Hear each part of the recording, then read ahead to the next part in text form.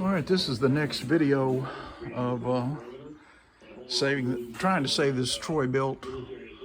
I've taken the tank off and the carburetor as a unit, and the way I clean this is I get fresh gasoline after I drain out the old gasoline. I pour about half a teacup in there, and with my rubber gloves on, I put one finger over the drain hose, the fuel line hose right at the end, and then I make sure that I cover that little guy so I don't have fuel coming out of there. Then I screw the top on and I shake it around, shake up and down and around, and then I let it drain out.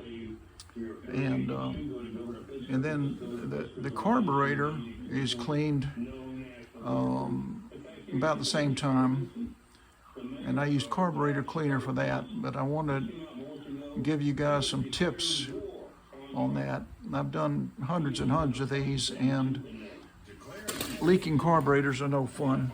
And so what you have to do with these carburetors and using carb cleaner, hold on a second.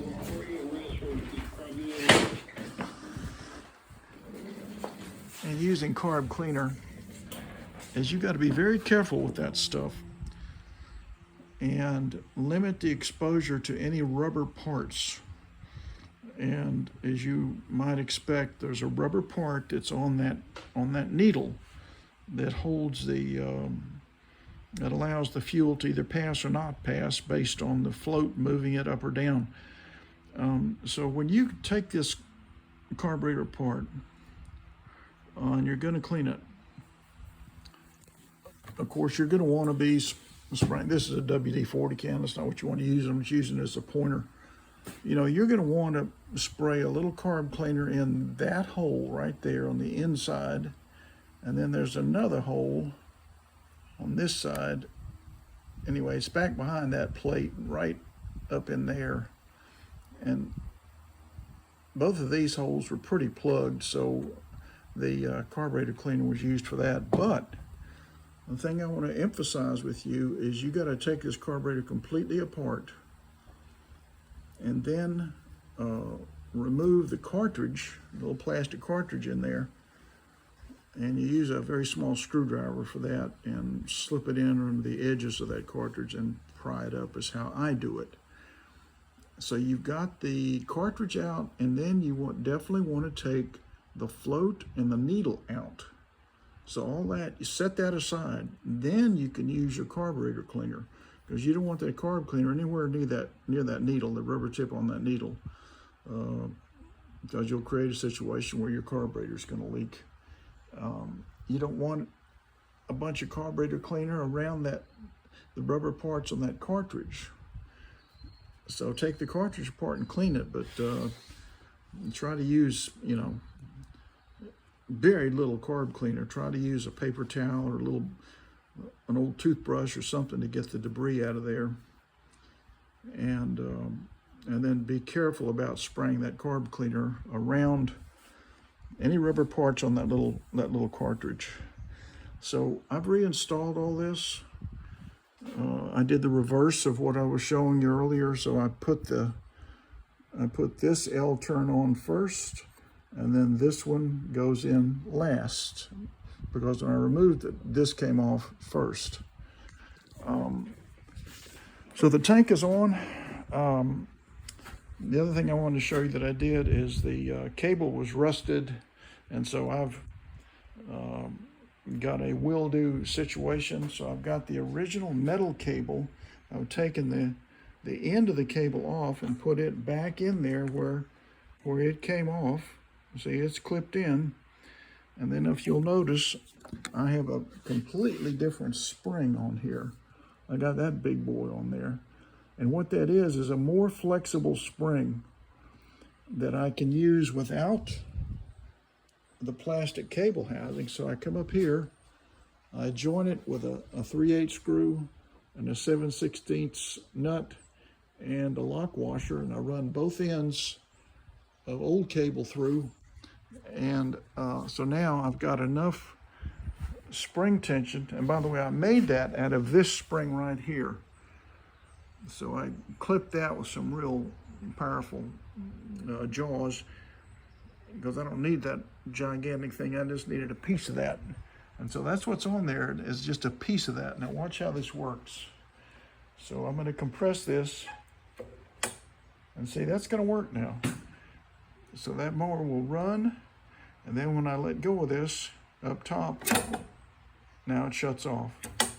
So that's going to work. This, and you know, that didn't cost me anything. That was made out of old parts and old springs that I've gotten, and Lord knows where. But whenever I see a good spring like that, I save it, because I know I can use it. So we're pretty close to getting to where we can pull the cord on this. But the other thing I wanted to show you is I have changed the handle so that it's in the high position. And the high position, even though you wouldn't think it makes a difference, let me show you this. This is, I'm almost 6 feet tall, and I hate bending over to reach the lawnmower handle. I want it to come up to about my chest. And so here's what these handles look like on some of these mowers. If you're lucky to have this one with the 3 holes, 1, then 2, and 3, this is the high setting. That's where you would want it for a tall person. So you wouldn't think it makes much difference, but a 1/4 of an inch drop down here, geometrically, see, goes up here, and it becomes about 6 or 8 inches up top, because that's just, you know, rules of geometry. So now I'm going to put this back on. I just wanted you to see that. So I've got this handle in the high position. If you have a handle like this at home and you're tired of bending over, and it's the type that has these 3 holes in it, some don't. Some of us just have 1 hole, and it's just straight, you know. But on some of these, you can tilt it up, and that's where I like it for a tall person. So you can see the angle. See how that angle's created? It goes a little higher up there. And the other thing I hate is the handle that just wiggles all around because of this slot here.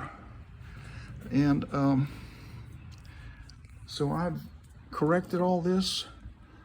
I sprayed WD-40 right there and right there on those threads, and there's a square nut, see that? And that square nut fits into a slot, fits in that slot. So if I pull this screw out, I could pull that out. So be careful whenever you take these knobs out. That nut will fall out, and then you've got problems. You gotta find that square nut and put it back in there. And the way this works is, see, I've got it real snug now, because I used a crescent wrench, and I've got it snug down now. See, and you can do that. You take a crescent wrench like this, and you snug it down, or you can loosen it this way. So I'm going to loosen it. Watch this now. See, that's easy to turn. If I tried to do that with my hand, that's a little tougher. So I'm going to go ahead and bring it on down where it's tough to tighten. And that means that it is snug, because what's happened is the top of that, the reason this is a big long piece of plastic and broad is they want that broad piece of plastic to be able to push down on this part of this handle assembly. Let me get something I can point with a little better. See, this flat piece here and this flat piece here are flexible. And so when you push down on this screw, it pushes these 2 edges down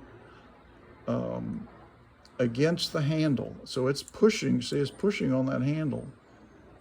It's pushing down on it. And so now, if I try to wiggle this handle, it doesn't move, because I've got it snug on both sides. And so be careful, don't lose that little nut right there. And if you have to tighten it up, spray some WD-40 on there, get you a crescent wrench, and use that to tighten it. Because a lot of times these things are rusty and you think you can't tighten them at all. Well, you can if you get your crescent wrench and some WD-40. So that's where we are on this. Just wanted to show you some of the things I'm doing to get this mower where it's usable. We got us a good kill switch down, an engine brake, made out of old parts.